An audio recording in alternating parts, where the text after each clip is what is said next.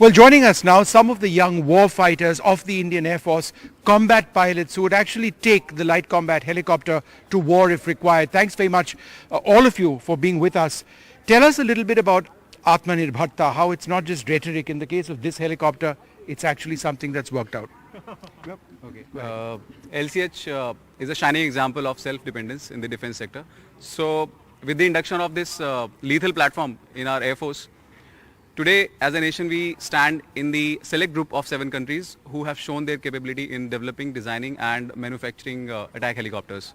So, this lethal machine is a potent platform and has proved all the performance characteristics of an attack helicopter of our times. Yeah. Moreover, the technologies like the modern mathematical models like computational fluid dynamics have been developed in-house and perfected by our own OEM, that is HAL, who has manufactured this helicopter.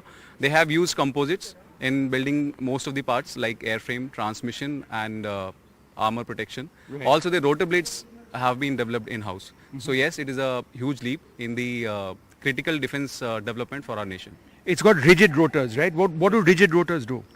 Basically, rigid rotors make your control responses much faster. So as the pilot is giving an input, the responses come very quickly. Basically, in layman terms, you can say the lag is very less, or basically there is no lag. Right. Yeah. Let's just talk about some of the systems that you have over here. You've got various pylons. This is for air-to-air missiles, and that's for rockets. So again, for an audience which doesn't really know, what are these rockets meant for? These rockets are generally meant for an area target, like a column of vehicle or even a lightly armored column of vehicle. These are they have a caliber of 70 mm. They have a warhead which is of different types. A different kind of warhead can be chosen depending upon the target. That's called as target to weapon matching. So based upon that, we can configure the kind of armament we want to deliver with the help of our IADA system which we have in this aircraft. Coming on to this pylon, this is the pylon for launching the air-to-air missiles. Right. So 2 of those missiles can be carried onto one pod, and this pod can be replicated onto the other side. So 4 in total. The engine, of course, it's co-developed. It's called the Shakti. Variants of this engine actually do service on the advanced light helicopter as well. Tell us about the engine. How does it work well with this airframe? As far as the design of the engine is concerned, it is a very powerful engine wherein it has been designed to match the characteristics of the transmission system. And it gives us the option to fly the machine at the highest peaks of the Himalayas. So that is what it has been made in the country itself to operate in the Himalaya regions and operate at the highest peaks. Yeah. So part of the helicopter is armor plated as well, right? Could you tell us what armor plating is meant to do? Because it's a trade-off. You were all explaining to me between weight of armor and agility and lightweight of the overall platform. So tell us a little bit about how that works. When engaging, when engaging an enemy, you cannot rule out to be shot at yourself. So basically, when an enemy is engaging you with his small arms, you need some kind of protection for your important system of the aircraft. You have got transmission system, which is the rotor system and below part. There are engines, there are hydraulic system. So all these systems are critical for the health of the aircraft, and they need some kind of protection. So the trading off which you were mentioning, it is in respect of the adding the armor plates which add to the weight of the aircraft, but at the same time it is giving you the critical protection which you need while engaging the enemy. Right. And you were telling me about the gun a little while earlier on, and the Electro Optical system, and it's all slave to the helmet of the pilot. So again, could you explain that to me? How does that work? Yeah, basically, so this is our Electro Optical system. Right. It has a TV sensor, a FLIR, that is a forward-looking infrared, and a laser rangefinder and target designator as well. Right. And basically, we have the option to slew the gun. This is the 20 mm gun with 400 rounds. So we have the capability to slew the gun and the EO pod to our helmet-mounted display. Right. So in a simple language, wherever I am looking, my EO pod and the gun will be pointing in the same direction. So it makes targeting easier for us. So you can actually be flying in one direction but targeting something in a slightly different direction. Yeah. That is engaging it as well. Yes, that is what I meant. Yes. Tell us a little bit about the buzz in the squadron. The fact that you've got this new platform, your friends, your family. What does it feel like in the run-up to this event? So as far as the buzz in the squadron is concerned, it is like we are working day and night, and still we are fresh and we are excited, and we have that enthusiasm always there.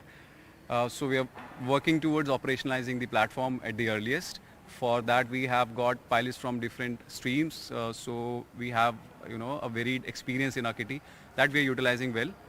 So that is the kind of buzz is going on. And it is definitely a proud privilege for all of us to be a part of this elite group of the LCH Trailblazers. And we are all honored to have been chosen to shoulder this responsibility. And definitely it will be our sincere endeavor to perform to the best of our ability to operationalize this state-of-the-art machine, the fleet, to its full capacity and capability at the earliest. Just one or two other questions. It's a tandem cockpit. So the pilot is in front and the gunner in the back. But the cockpits are replicated, right? Yes. So both pilots are skilled to do both tasks, right? Yes. Primarily it is designed to be flown from the front cockpit. The operator who sits in the front cockpit is termed as the pilot, and the one who sits in the rear cockpit is termed as the weapon system operator.